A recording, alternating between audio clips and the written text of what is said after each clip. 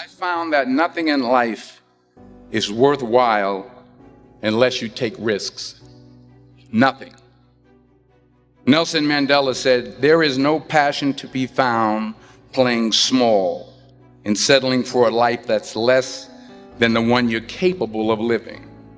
Now, I'm sure in your experiences in school and applying to college and picking your major and deciding what you want to do with life, I'm sure people have told you to make sure you have something to fall back on.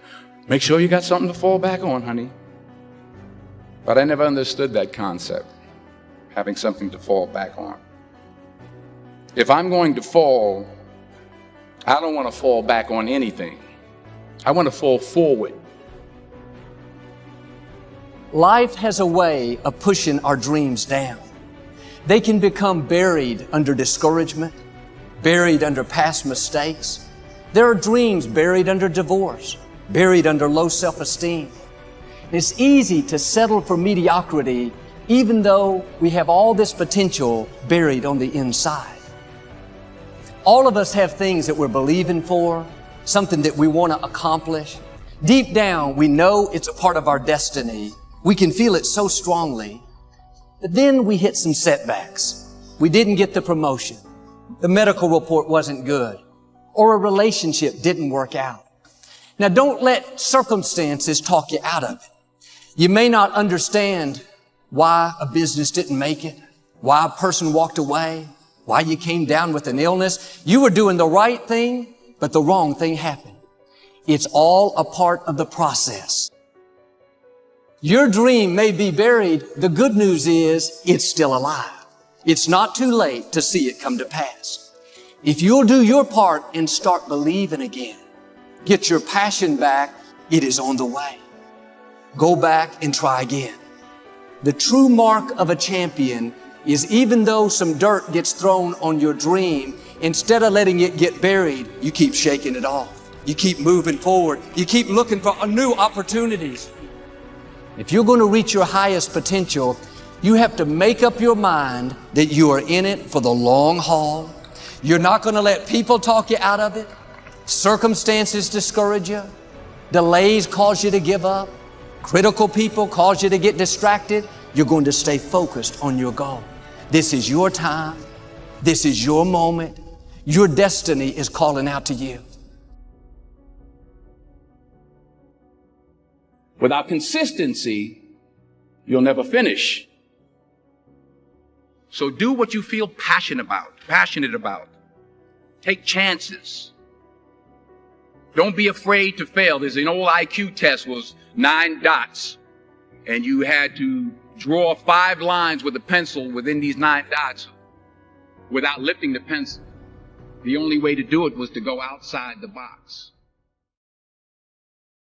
Don't be afraid to think outside the box. Don't be afraid to fail big, to dream big. But remember, dreams without goals are just dreams.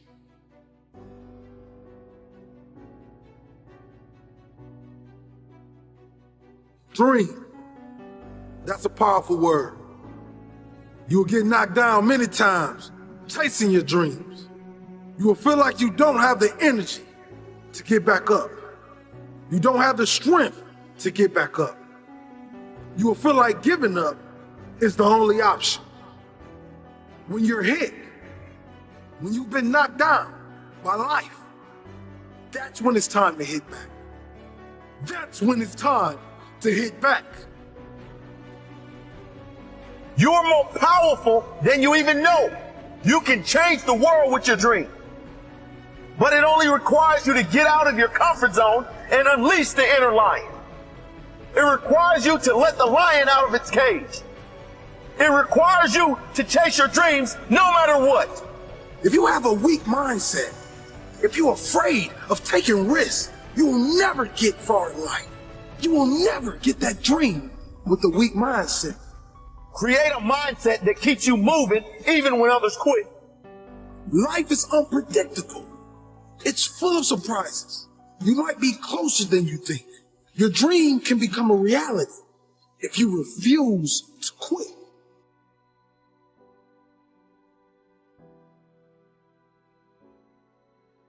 As T. Lawrence said, all men dream, but not equally. Those who dream by night in the dusty recesses of their minds wake in the day to find that it was vanity. But the dreamers of the day are dangerous men, for they may act on their dreams with open eyes to make them possible. That, at the end of the day, is the very mission of my life, to get people to understand that there is a difference between dreaming and executing, about doing something based on the things that you want to see happen in the world. But most people hit that moment of action and they stop. But they don't stop knowingly. They stop for 1,000 different reasons that they're never able to put their finger on. They stop because they're tired. They stop because circumstance dictates. They stop because they don't have enough money. They stop because they're too young. They stop because they're too old. They stop for a whole host of reasons that at the end of the day are total bullshit. The thing that stops them is fear. The thing that stops them is a belief that they don't even know they have, that says that they're never going to accomplish. They stop because they can't muster the belief in themselves to move forward, to believe that their actions will have the consequences that they want, to believe that they can learn the things that they don't already understand, to believe in themselves that their actions will generate a reward. And that reward is very simple, that you can close your eyes and imagine the world that you want to create and open them and create it. And some people are stopped by something even more dangerous.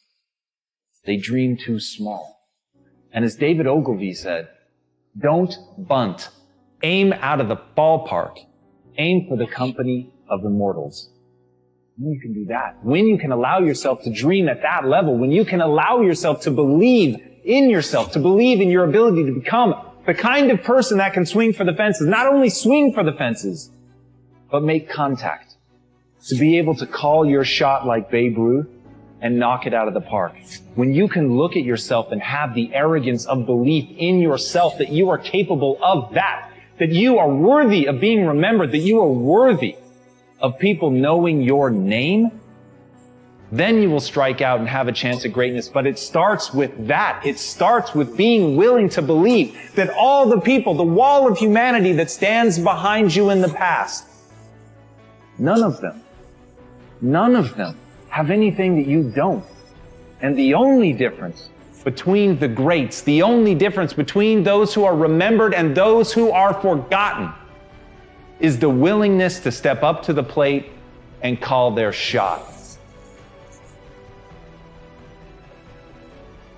How much did they first pay you to give up on your dreams? And when were you going to stop and come back and do what makes you happy? You know why kids love athletes? Kids love athletes because they follow their dreams. I see guys who work at the same company for their entire lives.